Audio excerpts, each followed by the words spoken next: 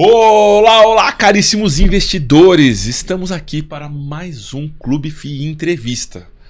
Dessa vez eu estou aqui com a Lana para me acompanhar e eu tenho a grata satisfação de receber duas pessoas que eu tenho uma conversa de longa data, com uma casa que eu conheço há muito tempo. O pessoal da F Invest está aqui com a gente. Lucas, bem-vindo. Rafa, bem-vindo. Lana, bem-vinda para estar aqui com a gente. Eu vou iniciar fazendo aqui a introdução, né, a leitura da mini bio de vocês, né? Então, Rafael Jareta, né, economista com mestrado em Economia Internacional e Organização Industrial. Atua na F Invest como diretor de risco, possuindo mais de 17 anos de experiência no mercado financeiro, com passagens pelo grupo Plaenge, Prisma Pares Agros Capital.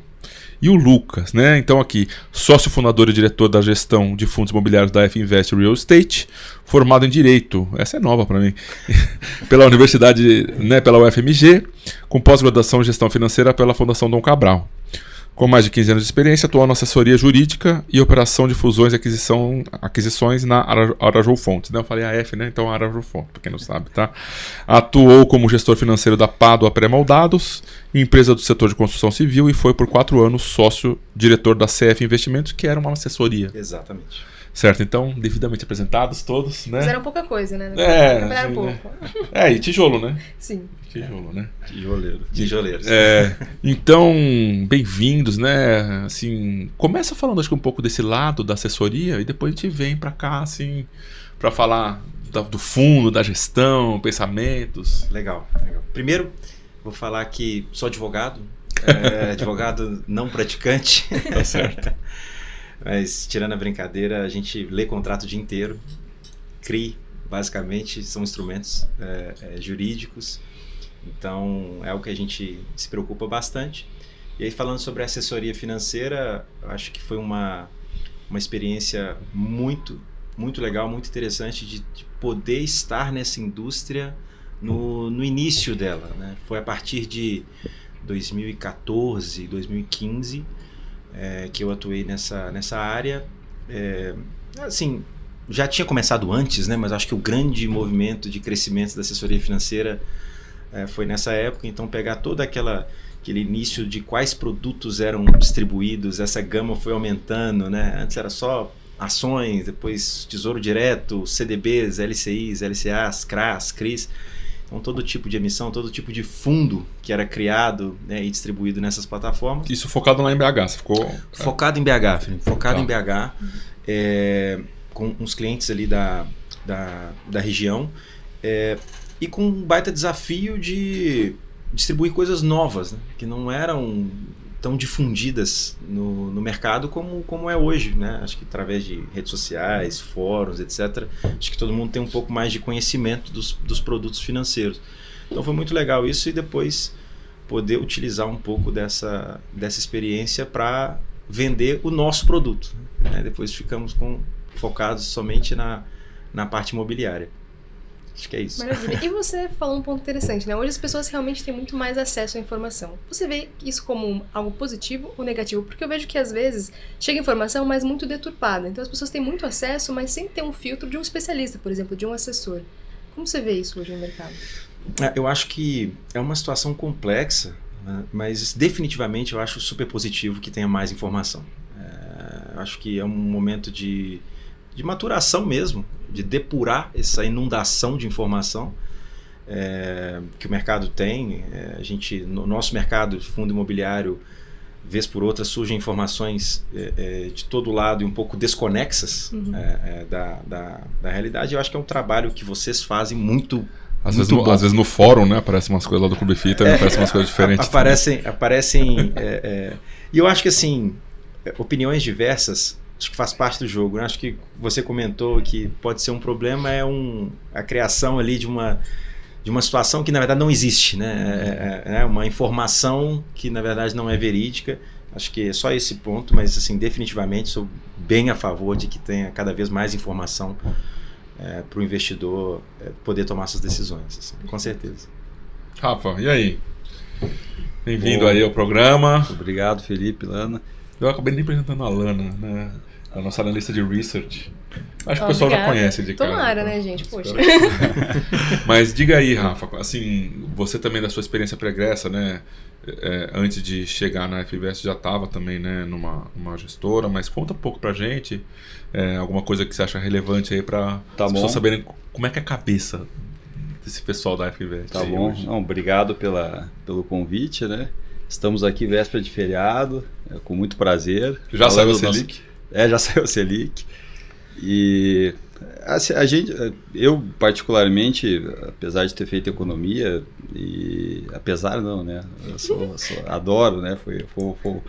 Foi sempre uma experiência muito legal e que agrega. Respeitar a classe dos economistas, né? Também sou economista.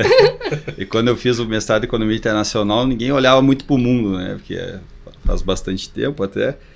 E agora está esse negócio globalizado, né? Esses últimos 10, 15 anos, assim, informação vem, né, de tudo que é lado. E aí acho que também se destaca quem vai depurar, quem a pessoa confia para ir buscar, né? Acho que aí entram vocês, o nosso mercado, né? Nessa questão. Mas eu sempre gostei de tijolo, né? Assim, acho que eu comprei meu primeiro imóvel de renda, devia ter 16 para 17 anos. Nossa. Então... depois vendi pro meu pai, tá lá até hoje, ele não vende, ele empreende, né? Às vezes ele coloca um tijolo para comprar outro e tal. Então sempre tive esse viés de estar fazendo economia de tijolo, e minha primeira, vamos dizer, experiência foi na Prismapar com M&A, a F também, né? O carro-chefe da F é M&A. E aí chegou uma altura que juntou FII, M&A, economia, que tudo junto. Tijolo. E agora crédito. Tijolo, crédito.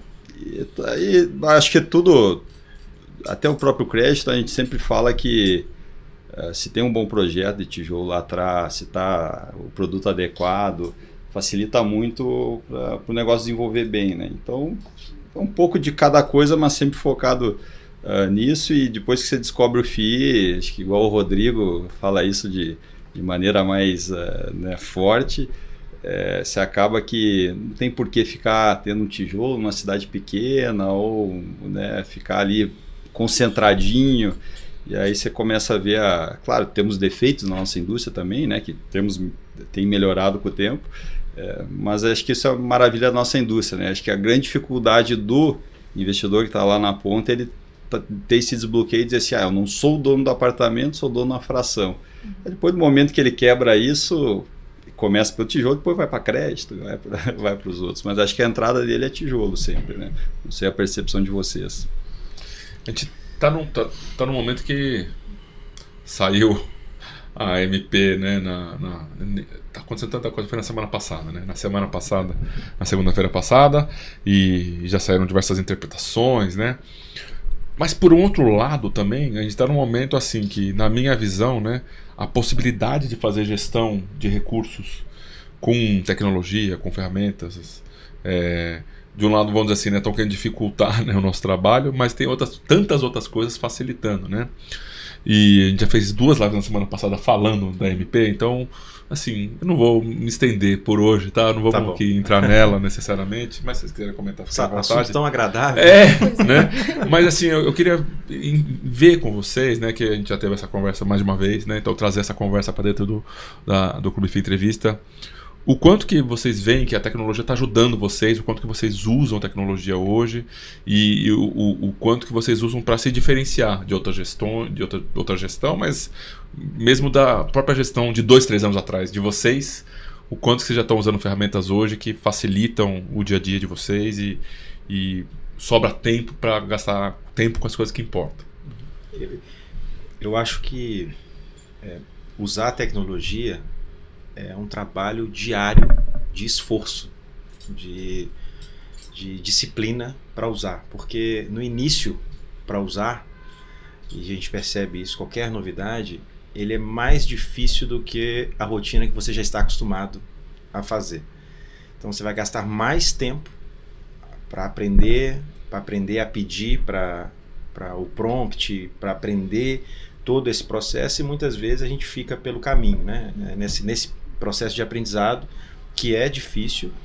A gente tenta todos os dias, todas as semanas, nas nossas reuniões semanais, provocar um pouco das tarefas mais simples para as mais complexas o uso de tecnologia. E aí diversas tecnologias, tanto na gestão, que aí estamos falando, a gente até comentando antes, né, do crédito pulverizado, de Big Data para crédito. Então analisar 5.000, 6.000 CPFs é humanamente impossível se você fizer na mão esse tipo de análise. Então, e atualizando esse modelo ao longo do tempo, a assertividade dele também é uma coisa importante. Então não adianta também fazer só a primeira vez e aquela carteira continuar rodando sem você, né, ter a visão dela. Então a cada 6 meses, tá, é o nosso prazo que a gente roda essas carteiras a cada 6 meses, rodar num prazo mais curto. A gente até testou, mas não tinha tanta relevância, um prazo menor que 6 meses para o crédito especificamente.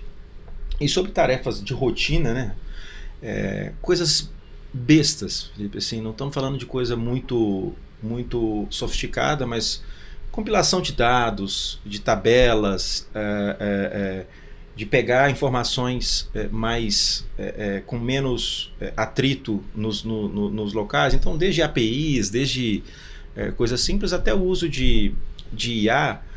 Mas eu diria que, não tenho vergonha nenhuma de falar nisso, que a gente está engatinhando nesse processo, mas com muita vontade de aprender. O meu irmão, é uma curiosidade, meu irmão, ele trabalha com isso, então, vez por outra eu pego algum insight ali com ele, de como fazer melhor, né? De como... Mas o que eu percebo é uma coisa até que o Evaldo o sócio fundador da Araújo Fontes bate muito nessa tecla, que é um processo que todo dia você tem que se forçar a usar aquela ferramenta, para que depois de um tempo você vai perceber que o trabalho que você executava antes, você está executando com muito menos tempo, mas no início...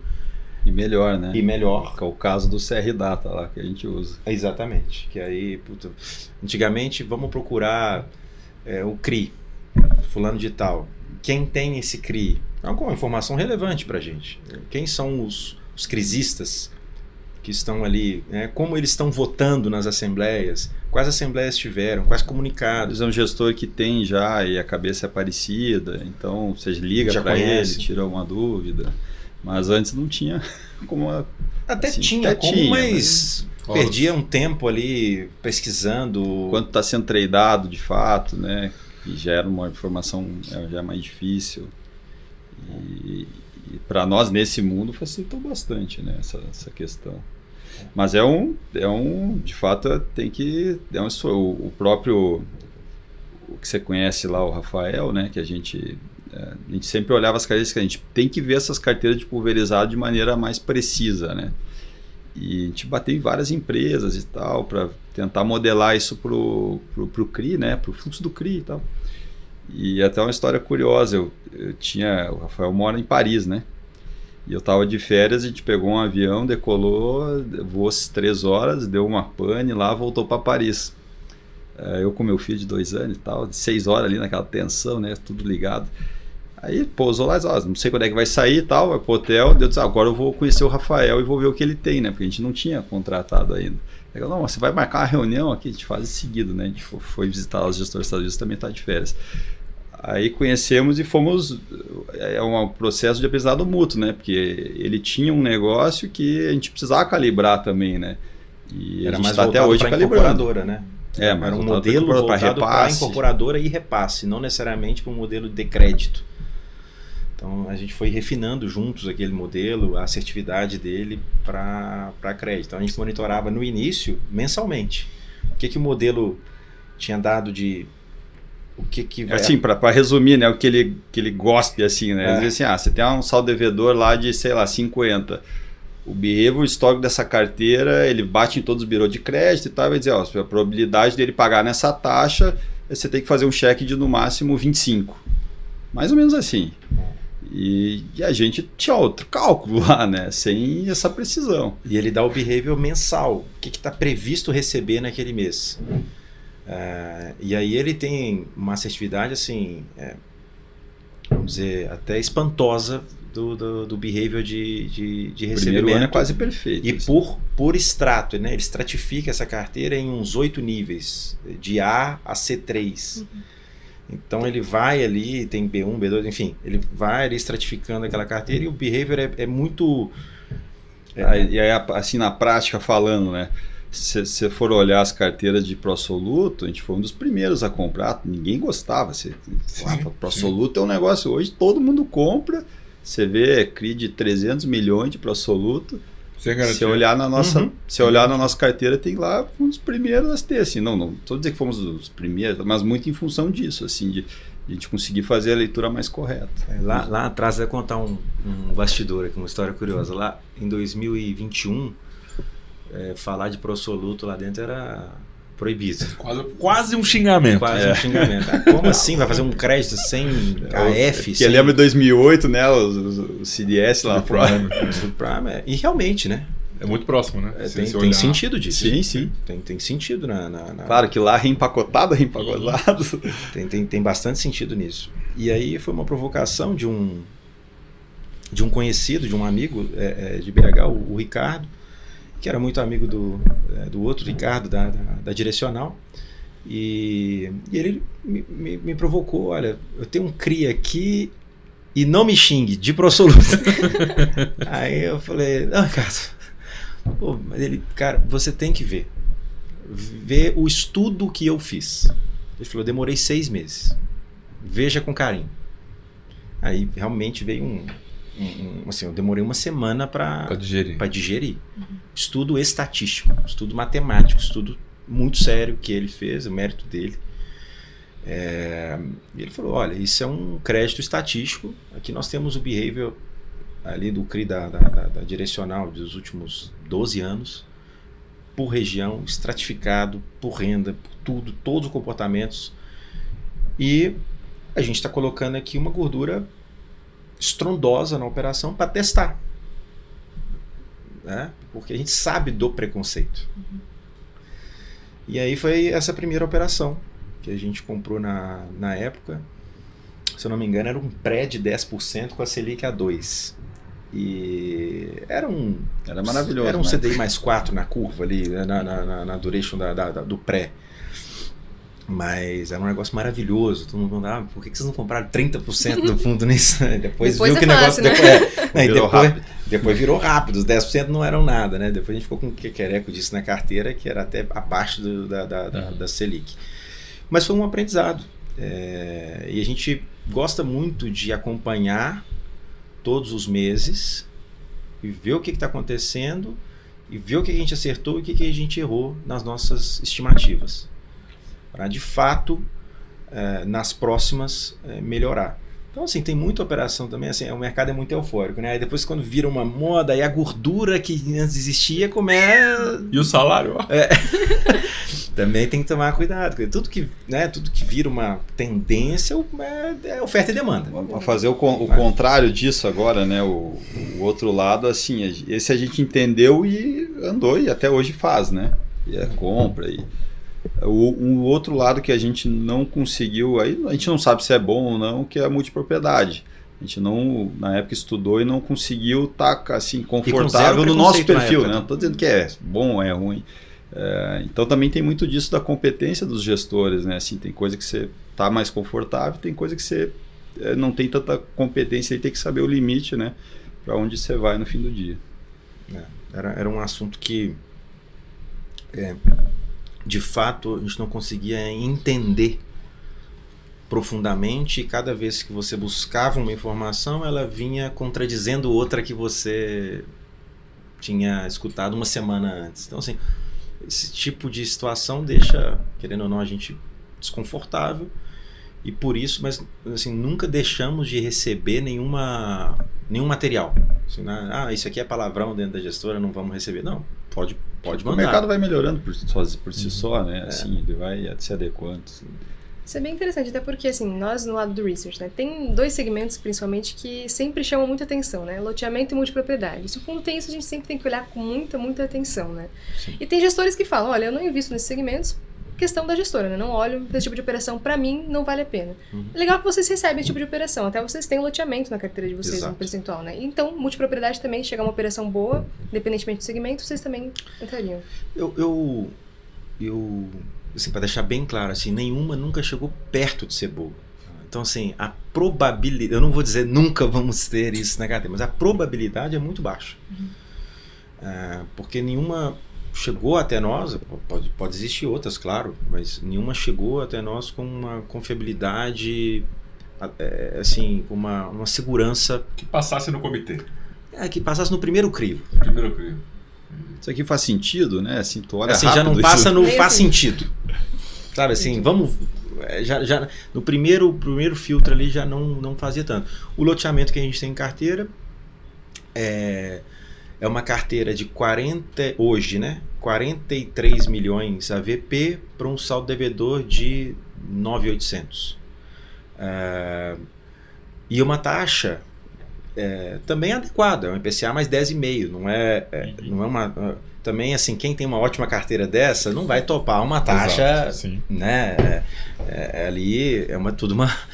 Não cabe um IPCA mais 16 nesse tipo de negócio. Mas esse é o perfil, né? A gente prefere mais garantia e menos taxa, mas que seja competitivo, né? E foi a primeira incursão desse empreendedor no mercado de capitais. É um relacionamento nosso há mais de 20 anos. A gente conhece muito a empresa e a gente provocou. É mineira? Empresa? Mineira. De Lagoa, assim, Lagoa detalhe. Lagoa Santa, perto do aeroporto. Os loteamentos que a gente investe são performados. Sim. Então, esse é um crivo nosso bem que a gente sabe que a obra é complicada, né? No fim, nesse tipo de... Então, via de regra, ou se não é performado, falta um pouquinho, mas os outros 3 loteamentos que estão cedidos já estão performados. Então, a gente cuida muito isso, né? A gente desfia... Assim, vamos supor assim, a carteira tem 250% de garantia. 100%, 110% está performado.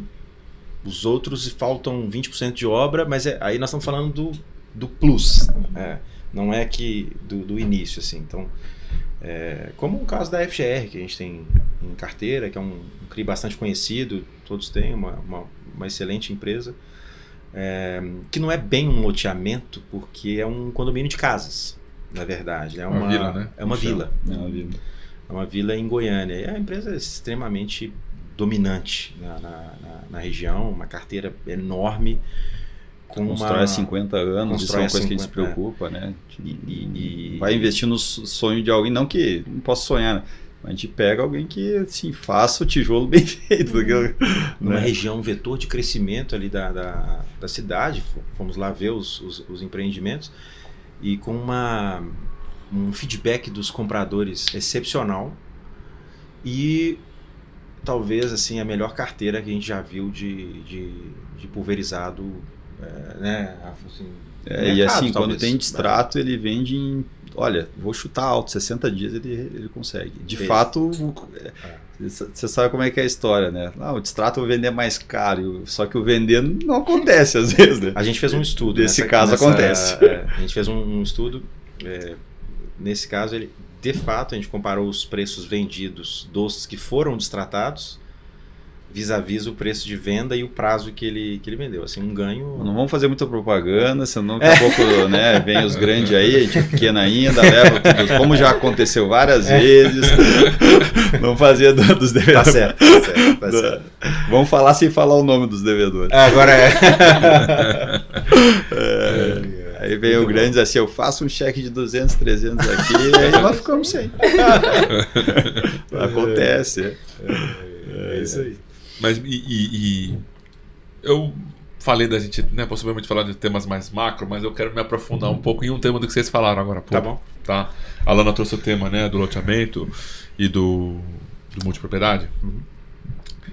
Será que é possível vocês explicarem o porquê que vocês... Qual que é o racional que vocês utilizaram? Não de uma operação específica, mas assim... Que eu tenho um ponto de vista, né? Mas eu quero ouvir vocês. Por que vocês, né, não trabalham com esse setor? Tranquilamente. O loteamento a gente trabalha, né? Então a gente trabalha com loteamentos, em sua grande maioria, performados. Acho que o Rafa já explicou o motivo do não performado. Não é É uma obra que depende de muitas liberações de prefeitura, né? O TVO, contrapartidas que são solicitadas pelo município. Então isso é um ponto de atenção. Mas, fora isso, ok. O multipropriedade, o que nunca encaixou muito no modelo que a gente estudava era o altíssimo churn da carteira, assim, né, uma necessidade constante comercial e, portanto, um fluxo de caixa drenado por essa atividade comercial que era estritamente necessária para o modelo continuar de pé, que drenava um fluxo de caixa muito relevante e que é um fluxo de caixa drenado que não corre risco. Ele foi embora e não volta mais. Essa pessoa não é sócia da operação, ela vendeu, pegou a comissão, fez o trabalho dela, nada contra. Mas do ponto de vista de crédito, muito pouco equity, muito pouco, né, risco em jogo do próprio empreendedor. E pelo fato de você precisar, durante um longo período de tempo, de uma atividade comercial, era muito diferente de eu analisar uma incorporação que estava 80% vendida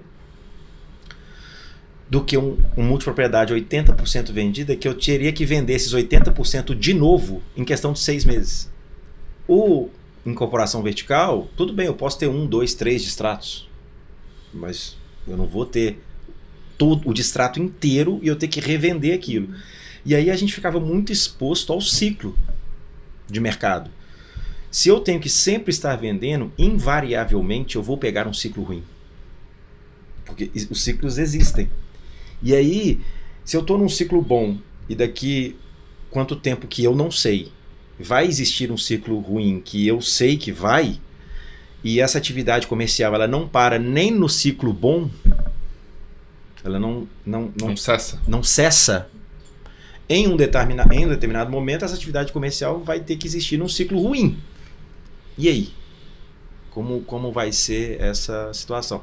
Então, acho que do ponto de vista de fluxo drenado dessa situação e do ponto de vista também do preço, e aí é mais uma questão assim, preço do metro quadrado muito descolado de qualquer métrica de outra venda tradicional, e tudo bem, eu entendo o motivo, nós estamos comprando fração e não o imóvel, mas o descolamento era assim, era apartamento, preço de apartamento na Vieira Souto, sendo que a gente estava falando do interior do Brasil, na cidade do interior. Então, assim, puxa, é um descolamento muito, muito forte disso aqui.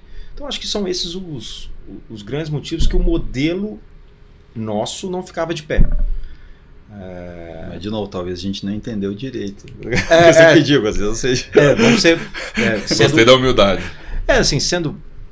assim, e transparente. É o nosso entendimento, né? O negócio é que você sempre tá precisando vender para dar, não para dar certo, mas assim, é um negócio pra funcionar. Para funcionar, um negócio que para nós não encaixa muito na nossa cabeça, né? Acho que foi sempre isso, né? Então a gente acabou que assumiu que não entendemos o modelo, né? E não encaixou ali no nosso perfil e vamos embora. Acho que e apesar do que eu conheço algumas operações que deram super certo. Sim, tem. Assim, só para não dizer aqui que é tudo ruim. Não, eu conheço algumas, inclusive de sócios de empresas de multipropriedade que me mostraram as operações das quais eles foram os devedores e que rodaram perfeitamente bem. Tem algumas boas. Então, assim, não é que tudo as que chegaram até nós é que não realmente não deu para encaixar. E algumas experiências pessoais com alguns amigos que haviam adquirido e nos procuravam e queriam destratar, e, enfim, aí juntou as duas coisas e realmente não deu para fazer. Entendi. Olha, eu vou puxar um gancho no que você tinha falado agora há pouco, né? A gente fala muito bem da operação, aí vem um cara grande que quer dar um cheque maior e a gente fica assim, né?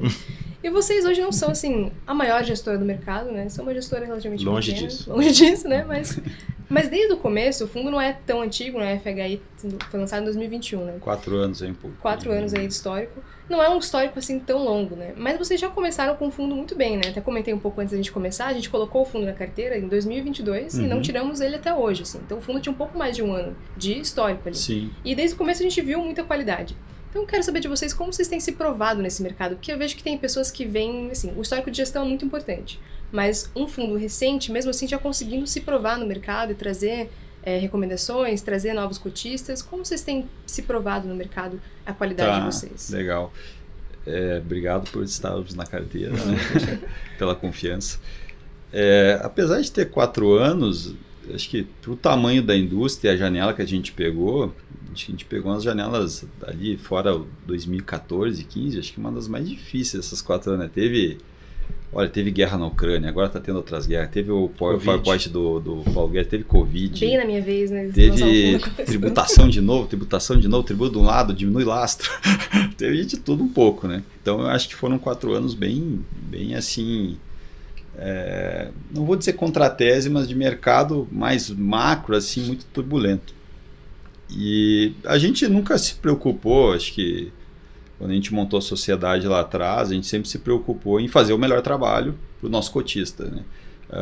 Obviamente que a gente sabe o nosso lugar, né? Se a gente montasse um fundo 100% high grade, eles iam ir para uma gestora de bancão que faz 100% high grade, não iam comprar da gente. Então a gente tinha que ter alguns diferenciais que a gente acreditava que tinha, né?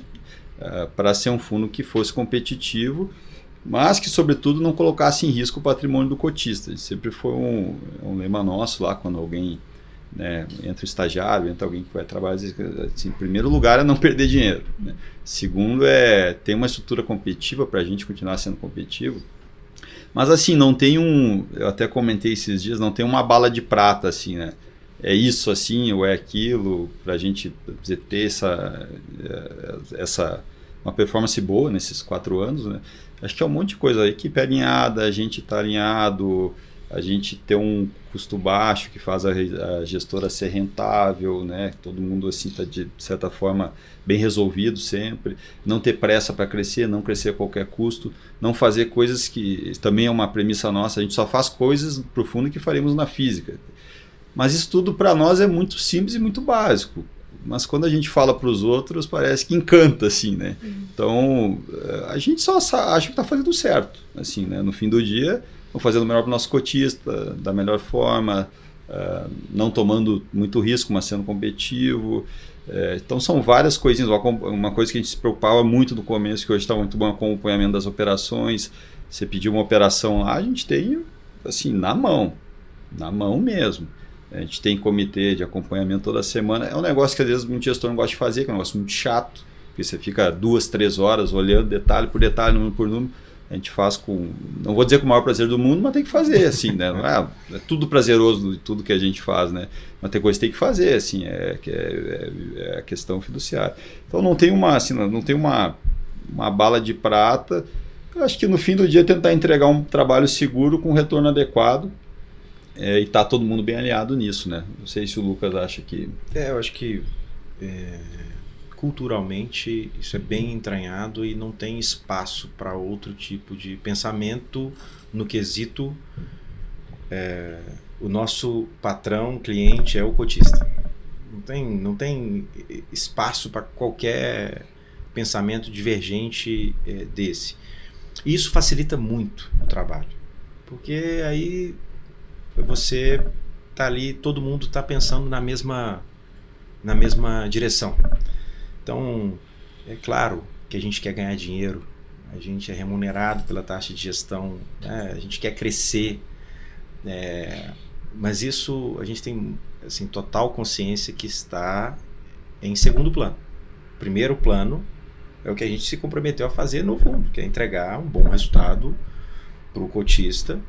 Porque se você algum dia não quiser colocar isso em primeiro plano, é melhor, né, fazer outra coisa. Assim, porque eu acho que é isso. A indústria tem excelentes fundos, que, né, eu acho que tem várias opções, isso que é o legal. Eu acho assim, tem vários gestores, várias cabeças. Como o Rafa mencionou, a gente decidiu criar o produto porque a Araújo Fontes já faz ali desde 2010 estruturação de dívida. Então, CRI, CRA, Debenture, CCB, CCI, para as empresas do ecossistema, que muitas vezes fazem essas dívidas para preparar a empresa para um M&A futuro. Então, todo um ciclo de preparação da estrutura de capital da empresa, às vezes um BTS, um sale-leaseback, para aquela empresa, para ela enxugar um pouco o balanço dela. Então, a gente sabia que a gente tinha matéria-prima para trabalhar. Porque não adianta nada, né, ter uma boa ideia e não ter ali de onde tirar lastro para aquela ideia. Então a gente sabia que ia ter isso. A área cresceu muito. Ano passado foram estruturados 3,7 bi em dívida. O fundo tem 430 de PL. Então, assim, a gente é literalmente assim, mais um cliente lá dentro. Claro, né, um cliente prestigiado. Mas é um cliente. Nem sempre, às vezes odiado. Porque muitas vezes, assim, a verdade... Eu te adoro, pessoal. A verdade é que a maioria das operações a gente não toma. Muito porque eles fazem um excelente trabalho de distribuição. Muitas vezes a taxa é baixa. Então, acho que uma das provas disso é que a gente comprou recentemente no relatório inicial um CRI da Bem Brasil, que é de batata, né? Esse CRI foi feito em 2021, IPCA mais 5,4. Tudo bem, tesouro era 3, alguma coisa, tá? A gente comprou esse CRI agora a 9,20 no secundário. Mas lá não. Mas na época a gente não comprou e a gente tem que falar não. Não, a taxa amassada. E o pessoal distribuiu mesmo assim. Então, eu acho que é muito legal porque é um ecossistema vivo, né? Muita operação e muita empresa de relacionamento longo. E aí muito em função do Evaldo e do Marcelo, né? Os fundadores, o Araújo, Marcelo Araújo e o Evaldo Fontes, que facilita muito você sentar na mesa já com a confiança estabelecida, né? Que o slogan da AF é assessores de confiança. O que fica embaixo ali da marca. E é de fato isso, assim, você pega, tem alguns cases, né, tipo, Forno de Minas foi comprada e recomprada 4 vezes pela F, assim, o M&A. Então o fundador vendeu, recomprou, por último agora ele vendeu para McCain, de batatinha. Quer dizer, o relacionamento desde 1999, né? Obviamente não fui eu que comecei. Então a gente bebe muito dessa fonte, desse trabalho. Até o Evaldo brinca que a única vantagem de ficar velho é conhecer muita gente. E a gente ele abre as portas e a confiança está estabelecida, né? Então a partir daí acho que facilita muito o trabalho de você propor algo novo, porque não tem a barreira da... Peraí, quem que é esse cara? Né? Essa primeira barreira não tem. Depois, eu sempre digo, o M&A é a vida da pessoa, tá ali na empresa, assim, o maior patrimônio dela. Então, para ele contratar uma empresa para representá-lo, né, é uma confiança muito grande. E fazer uma dívida é muito mais simples no meio do caminho, né? Então, isso ajuda bastante. É que acaba que o M&A, muitas vezes, né, até o Evaldo fala isso, nunca é uma questão de dinheiro. Assim, quase nunca é o preço que decide. É a forma e a condução do processo. Porque ali você está envolvendo desejos, envolvendo a história da família, você está envolvendo ali a marca, isso tudo é o intangível que está na negociação ali na mesa, e às vezes um tratamento da outra parte inadequado ali pode acabar com o negócio. Por isso que nessa trajetória são mais ou menos 50 bi em M&A concluído. São mais de 230 transações, 35 anos de história. Só que são mais de 700 transações não concluídas, que também ensinam muito e são catalogadas. Todas têm histórico. Por que deu errado, aonde que deu errado, todas têm um histórico, que agora com a IA é muito legal, porque você pode colocar IA para ler tudo. Veja essa operação de 2011 aqui e compare com essa situação agora, do mesmo setor, né? Para você poder... Então, ter a informação hoje, que era coisa que o Evaldo sempre brigava para... Aquela coisa chata de chegar da reunião e reportar no sistema o que foi falado na reunião, hoje tem valor. Tem mais valor, né? Já tinha valor, mas tem mais valor porque você não precisa lá ler. Alguém está lendo para você e já te jogando um insight ali para o futuro, né? Do que deu certo, do que deu errado, por que deu errado, quais as contrapartes você acessou e que deram mais resultado em determinado setor. Então, você acessou cada dívida, você vai acessar 30 contrapartes para mostrar um deal. Então, esse tipo de casa compra geralmente que tipo de dívida, né? Gosta mais de que tipo de setor, que tipo de empresa mais endividada, menos. Então, tudo isso, voltando ao papo lá do início, né? Tudo isso ajuda, né? Claro que não estamos falando aqui que... Tem mais uma coisa aqui que eu não tenho nada a ver, viu? Que é o seguinte, eu sou o único que não sou mineiro da empresa, né? Das 100 pessoas eu sou o único que sou gaúcho. Não, tem carioca também. Mas é pouco, a minerada tá uma coisa. E o mineiro, você conhece muito bem, né? O mineiro, ele, acho que por ele não estar no eixo também, né? Ele tem vergonha de não fazer bem feito, então ele foca muito em fazer um trabalho bem feito. E ele é assim, eu sou super humilde, não é, né, não quero ter um avião, não quero ter uma... Então acho que essa cultura deles assim ajuda muito assim de atender bem o cliente, né, da cultura da empresa, mas é muito mineiro se for ver isso. Então a minerada lá é essa pegada deles, a gente sempre gosta de trabalhar, gosta de fazer bem feito. Eu acho que também é princípio, né, no fim é princípio, e vem um pouco de Minas. E assim, querendo ou não, a gente aprende muito com... Você pega as empresas do setor, tem grandes casos que são de Minas, né? Assim, de incorporação, de galpão. Você tem a Log, você tem MRV, você tem Direcional, né? Você tem a Tenda. Então tem várias... E é surpreendente, né? Porque se você for pegar o PIB, não deveria ter tantas empresas, deveria ter mais em São Paulo, né? O Rio. Então assim, tem esse DNA de... construção, isso desde a época de empreiteiras. Estou falando desde a época de construção de Brasília. Você pegar as empreiteiras, construir, então tem toda uma cultura de terra, patrimônio, né? Mineiro gosta de patrimônio. Tem até uma piada que o cara me contou bem, que ele falou assim, geralmente quando o mineiro fala assim, não, eu tenho uns 100 mil aí para aplicar, com certeza tem 1 milhão. Assim, assim, ao passo que você falou assim, se você conversar com outra pessoa, tem 1 milhão? Não sei se tem, não. Se o mineiro, você falar que tem 100 mil, ele tem 1 milhão. Geralmente, ele falou assim, geralmente é assim. E a gente acaba aprendendo a lidar com esse tipo de situação, mas também o Rafa sabe, assim, a partir do momento que adquire confiança, aí as portas estão abertas para... É desconfiado, né? O povo é desconfiado lá. Para fazer o melhor trabalho, né? Isso acontece muito, sabe, Felipe? Acho que talvez seja o maior desafio do crédito. E aí não é só Minas, não, saindo disso. Assim, é você ter acesso à cozinha da empresa, assim, literalmente toda a informação para poder propor o melhor. Essa é uma barreira difícil de superar. Eu sempre falo assim, o que você me oferece de taxa? Mas eu não sei, eu não te conheço, né? Assim, pode ser muito, pode ser quando pouco. Eu estou falando não te conheço, assim, é muito mais do que um balanço. Muito mais, né? Estou falando do fluxo de caixa, empreendimento a empreendimento, o extrato bancário de cada SPE.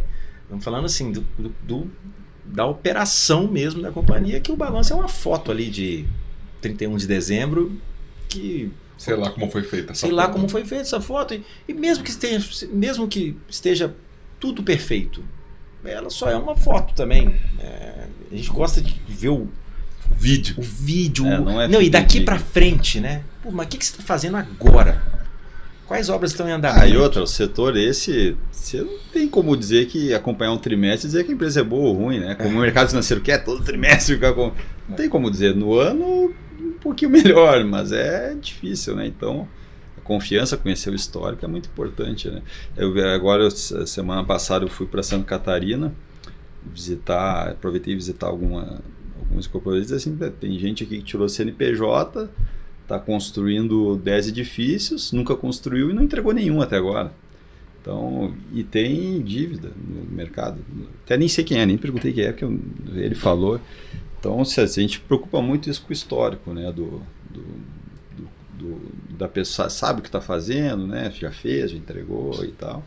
Então, isso é importante. É falível, pode errar, pode, né? Crédito, né? Mas a gente tenta tomar todos os cuidados possíveis. Sim, até por isso, esse estilo mais conservador, obviamente, né? Falando para o investidor, não vão ser as melhores taxas do mercado. Né? As melhores taxas de aquisição, as melhores... quando eu digo melhores, eu estou falando as mais altas. Tá? Porque melhor, você entra no quesito custo-benefício. Isso. Mas com certeza não serão as mais altas do mercado, porque esse tipo de tomador, assim, ele não precisa fazer esse... Assim, muitas dívidas são feitas mais na proposição de, olha, veja, faz sentido você tomar esse crédito, não utilizar o capital próprio. Vou contar uma história engraçada. Um amigo ligou, conselheiro de uma empresa, falou: Lucas, eu acho que você precisa conversar com o acionista aqui, que ele está fazendo um galpão e ele está aportando na companhia o dinheiro para fazer o galpão. Falei: ó, é uma companhia de lucro real. Então, falei: isso é ineficiente. Fazer um aporte de capital para a empresa construir, isso é totalmente... Então, assim, a gente foi lá convencê-lo a fazer uma dívida. Olha, veja bem, é melhor o senhor tomar uma dívida nesse preço, assim, com tanto de garantias que o senhor pode oferecer, sua taxa vai ser muito competitiva, né? Então você vai continuar com o seu dinheiro aplicado, do jeito que ele está agora. Esse dinheiro vai servir como garantia da operação, inclusive a operação tem a garantia de LCI da Caixa, ou seja, é um risco caixa. Ele está na sub. Ele está na sub da operação. E a empresa... E a gente considera high yield. A gente considera high yield por no causa... Fundo, porque com tudo isso. É o CRI da BIM. Esse CRI, aí se você olhar do ponto de vista total da empresa, estudo de capital da empresa, ele gera uma despesa para a empresa hoje. Despesa financeira. Despesa de lucro real. Ao passo que se ele fizesse o aporte, ele ia desaplicar da LCI da caixa dele, ia colocar um dinheiro na companhia, isso não ia gerar despesa para a empresa, esse ativo. Talvez uma depreciação, mas ao longo de muitos anos. Então, ia gerar uma ineficiência brutal. Então, quer dizer, é um crédito provocado, não é um crédito...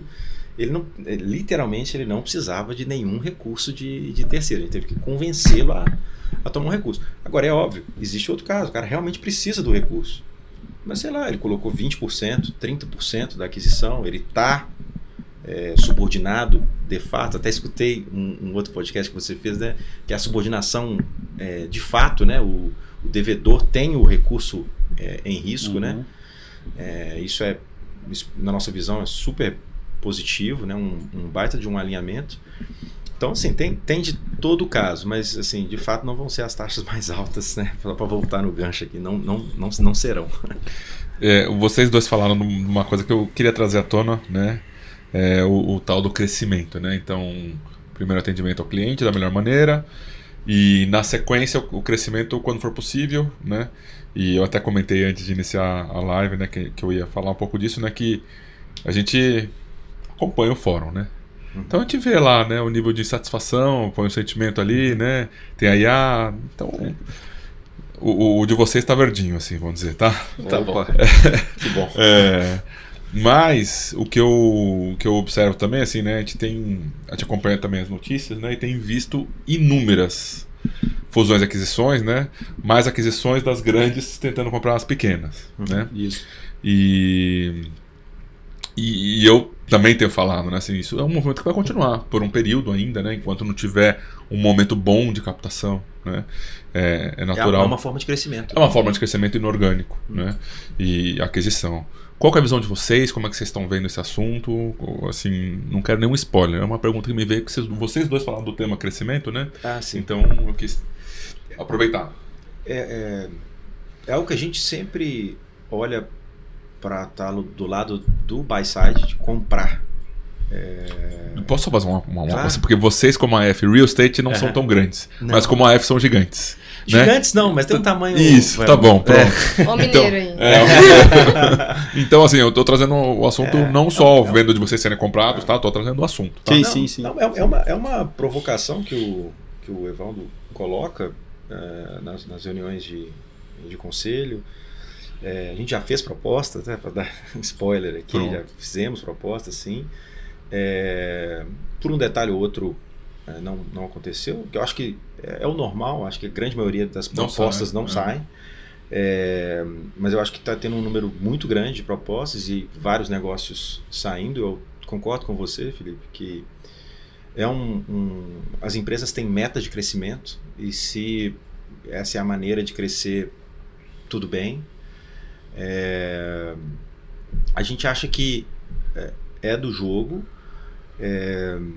Talvez alguns múltiplos ali, para nós não fazia muito sentido fazer algumas propostas, mas eu acho que assim, que também, como você falou, se uma janela abre, isso diminui, né? Porque acho que a necessidade de captar e o fato de estar parado é que move uma parte e outra, né? Tanto o comprador quanto o vendedor. O comprador quer crescer, o vendedor pode estar ali meio parado, né? Há 3 anos, 4 anos, né? sem o crescimento. Mas a gente está tentando sobreviver, né? Assim, estamos fazendo o nosso trabalho, assim. De fato, não é algo que está no nosso dia a dia.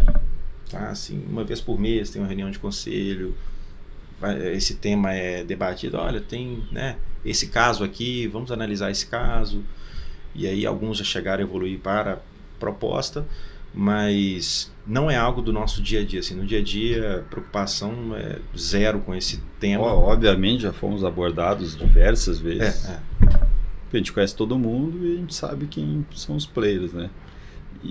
Só que também tem uma coisa assim, que se vocês pararem para analisar, grande parte das que foram vendidas foram gestoras que abriram, porque assim, quando a taxa de juros está 2%, não estou dizendo todo mundo vira gênio, né? Não só assim, todo setor. E às vezes olha o nosso setor, eu vou abrir lá a gestora e vou captar no fulano de tal, e vou crescer, e vou ser maior que todo mundo. Quando vem a fase mais difícil, às vezes está com problema dentro do fundo, às vezes não vai captar nos próximos 2, 3 anos. O negócio já tem um valor, né? Porque tem lá um bi 200, 2 bi, vamos dizer assim, já tem um valor de equity. O mercado tá ruim, eu tô 20% abaixo do VP, tô com uns problemas aqui, vai ter alguém querendo me pagar e comprar. Às vezes faz sentido, assim, é muito diferente da gente, assim, a gente tá com o negócio na mão, gosta de fazer, os nossos cotistas acredito que estão satisfeitos, você Alan está na carteira e está satisfeita. A gente não fica bravo quando saem da carteira também, porque geralmente sai com um bom retorno, então a gente gosta que o ciclo se encerre, porque pode voltar também. Então, assim, muito dessas aquisições, não vou dizer quem já jogou a toalha, assim, né? Às vezes fez um valor ali que às vezes não esperava, ou não vai crescer o que achava, então vamos liquidar aqui, deixar para quem quer, né? Então não é muito o nosso caso, né? Até complementando o Rafa, a decisão de vender parte de nós e da F, porque nós somos sócios da empresa relevantes. Eu acho que isso influencia muito na decisão, né? Você pega uma gestora que talvez o gestor não decida falar um pleonasmo, decida da decisão, não participe da decisão de venda, talvez a venda seja mais fácil, né? A decisão está aqui em cima. Mais empresarial, né? Mais empresarial, olha, essa área, né? Essa área não está performando, vamos vender essa área. Colocar no 15% ao ano que está hoje. Talvez, eu vou colocar esse dinheiro rendendo na Selic aqui a 15, né? E não está crescendo já. E tá ótimo. Mas assim, é a nossa vida, sabe? Eu sei fazer muita coisa diferente disso, adoro fazer isso. E assim, como você mesmo mencionou, né? A gente é pequeno, né? Acho que a gente está apostando que pode crescer mais. E se preparando. Né? E se preparando para isso, né? Eu tenho um empresário que a gente admira muito, né? Um dia que também é investidor e tudo, olha, você tem que se preparar para crescer. Aí eu falei, todo mundo fala isso. Ele, não, é porque você não está entendendo a frase, é porque você vai crescer. Então você tem que se preparar, porque senão o tombo é muito maior, porque quando o mercado vira, você vai querer crescer. Mas a questão é, você está preparado? Então a frase dele de se preparar para crescer não é se preparar para depois crescer, é invariavelmente você vai crescer. Então se prepare. Então é mais dura a mensagem. É a mensagem assim, você tem que se preparar. É um puxão de orelha. É um puxão de orelha. Você tem que se preparar, a sua equipe tem que estar preparada. Você não tem... Se você quiser continuar nesse negócio, você tem que estar preparado, né? Rafa participou dessa conversa também, aí eu refleti muito sobre isso, né? A preparação vem, ela tem que vir antes do crescimento, e o crescimento, muitas vezes ele vai acontecer, e você tem que estar ali preparado para isso. Então, o que é essa preparação? Essa preparação é algo que equipe, né? A gente curte muito isso. Assim, eu particularmente, o Rafa, sabe, assim, sempre que chega semestre, avaliação, bônus, etc., eu curto muito de ver a evolução das pessoas. E aí, citando aqui especificamente, aproveitar esse momento, que Pedro Brandão, Pedro Canton, o Igor e o Gustavo, que se juntou ao time recentemente, assim, a gente tem muito orgulho dessas pessoas que vão se transformando em pessoas melhores mesmo, sabe? Assim, não é uma questão... Os caras são, assim, vamos falar, são foda, assim, trabalham muito bem, e crescem num ritmo acelerado. A gente sabe, a gente dá esse feedback para eles. Esse crescimento, ele vai diminuir a velocidade. Porque os jovens são ansiosos. Os jovens são ansiosos, eles querem... Mas assim, e também quando você não sabe pouca coisa, você cresce mais rápido até um momento que é difícil se diferenciar e saber muito mais do que aquilo que você sabe sobre um determinado tema. Mas assim, acho que se fosse resumir, se preparar é ter realmente pessoas ali que estão engajadas. E assim, a gente literalmente prepara eles, as pessoas, para o mercado. Porque a gente sabe que assim, o mercado é soberano.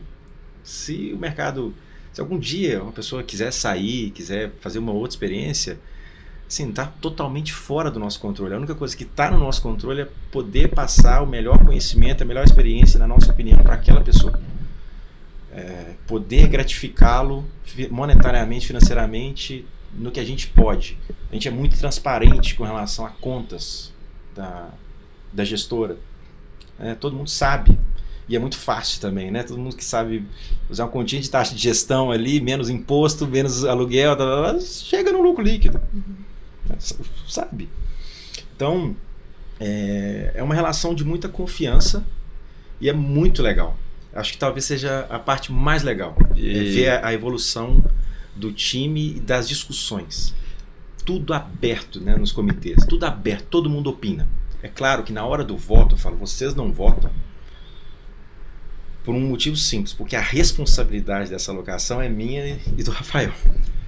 Mas nós queremos ouvir a opinião de todos. Mas o legal, assim, deles é, assim, óbvio que a gente quer formar, a gente, acho que, pessoas, né, assim, não só profissionais, mas eles olham o mercado, eles olham o nosso produto, que eles trabalham, e eles têm muito orgulho do produto, do que eles estão entregando e eles brincam com a gente, isso aqui não vamos alocar, isso aqui não sei o que, mas isso é assim, a gente, que eu quero dizer assim, eles estão trabalhando num produto que entrega para seus cotistas, acho que um trabalho bem ok, e que eles têm muito orgulho, então isso evita também de dizer, cara, porque tem, a Araújo Fontes, ela é muito famosa em produzir capital humano, tem várias pessoas aí, muitas voltam, assim, no fim, vão, experiência do lugar e voltam.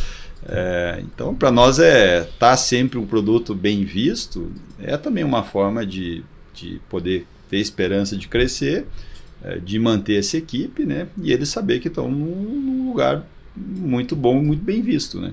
Então, acho que é mais uma peça daquele conjunto de coisas que a gente estava falando antes.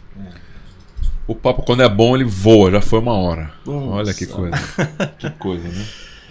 Eu vou pedir para vocês, né, assim, deixar um recado aí para os investidores, né? Falar alguma assim, mais, né? Falar mais alguma coisa que vocês queiram falar, que de repente, pô, eu queria ter falado daquele assunto, para a gente poder encaminhar para a conclusão. Tá bom. Bom, voou mesmo. Não é? Agradecer vocês pelo espaço, pelas várias lives que eu assisto, né? Comentei da última que eu assisti, falando sobre MP e outros assuntos. É um canal que eu me informo com pessoas que vão trazer informação de qualidade. Então, muito obrigado mesmo pelo trabalho de vocês e por poder estar aqui também dividindo da nossa experiência. E assim, acho que deixar um recado para os investidores a gente vai continuar fazendo mais do mesmo. Não tem muita novidade no fundo. Acho que talvez também não ter novidade é uma coisa positiva, sim. A gente vai continuar trabalhando, tentando entregar nesse cenário difícil que já vem há 3 anos sendo difícil, taxa de juros a 15 agora, mas vamos lá, né? Taxa de juros longa já dando sinais de arrefecimento, então não é tudo uma coisa ruim, mas deixar também nossos canais. Então o AFHI ele tem um site que você pode clicar ali, é o afhi11.com.br, clicar para se cadastrar na newsletter do fundo, para receber o relatório gerencial, receber alguma comunicação do fundo. Claro que tudo é postado, né, no Fundosnet como obrigação, mas a gente também, depois de postar no Fundosnet, encaminha nessa newsletter para os investidores. Então, para se manter bem informado, legal, tá ali. No Instagram é FHI11, no Twitter é FHI11, e qualquer dúvida pode nos mandar um e-mail, a gente vai ter todo o prazer de responder. E mais uma vez, muito obrigado. Obrigado. Você estava falando agora do lugar que a gente procura informação, né? Você estava lembrando da MP. Dei aquela confusão, todo mundo falando uma coisa ou outra, tudo muito rápido. Aí eu disse assim, deixa o Felipe mandar o negócio dele lá. Ele falou mesmo no grupo. Deixa o Felipe mandar o negócio dele lá que a gente vai ver o que aconteceu. Ele pegou o post e mandou o print no grupo. Facilitou, né? Mas eu acho que o mercado, assim, quando ele fica fechado meio para todo mundo, né? Acho que cresceu muito também, né? O Clube FI aí é a prova disso, né? Eu lembro, lá atrás ajudou a consolidar a indústria, e a gente só tem a agradecer, porque talvez a gente tem tentado melhorar, a gente não é muito bom em marketing, a gente gosta de trabalhar, então a gente tem tentado melhorar, né? Tem tentado fazer... Não que marketing não seja trabalho, quem não sabe trabalhar com marketing. E aí vocês ajudam, né? Obviamente, eu acompanho o fórum lá, tem insights que às vezes o relatório que a gente não colocou, vê no fórum, coloca. No material de vocês, acho que a equipe de vocês é muito qualificada, né? Eu conheço todo mundo, agora eu não conhecia pessoalmente. E está à disposição, assim, né? A gente vai continuar fazendo mais do mesmo, não tem muita novidade sobre isso. E estamos à disposição aqui para o que precisarem, os cotistas têm os canais aí, a gente fica super à disposição de todo mundo e muito obrigado, viu? Perfeito. Lembrando que vocês também podem acompanhar o FHI11 lá no Clube FI, é só seguir o fundo, vocês recebem a notificação sempre que o fundo lançar uma nova comunicação. E o FHI11 também é apenas um dos fundos que a gente recomenda em nossas carteiras recomendadas. Se vocês quiserem uma recomendação de fundos como esse, de qualidade, com gestores qualificados, é só seguir o Clube FI, conhecer o nosso plano de assinatura, e a gente tem lá diversas recomendações para o seu perfil de investidor. Foi um prazer conhecer vocês pessoalmente também, como eu falei, já acompanho o fundo aí há um bom tempo, e é sempre um prazer poder conhecer os CPFs que formam o CNPJ, né? As pessoas que fazem o negócio acontecer, que eu vejo que esse é um grande diferencial, né? Quem são as pessoas, não só na qualificação profissional, mas também a pessoa mesmo, né? Como é. Então, muito legal ver vocês aí com brilho nos olhos, falando do time, falando da equipe, falando do trabalho, né? Isso faz toda a diferença. Muito obrigada pela presença de vocês aqui, foi um grande prazer. Muito obrigado. É isso aí. E assim nós concluímos aqui, né? Mais um Clube FI Entrevista. Siga lá o Clube FI no YouTube, né? No Instagram, né? A gente está aí para perto de bater os 100 mil seguidores no Instagram, estamos quase também no YouTube. Então, deixa aí seu like, aproveita aqui, valorize esse trabalho que está entregando um valor, né, grande, você sabe disso, né? Então, obrigado, até semana que vem.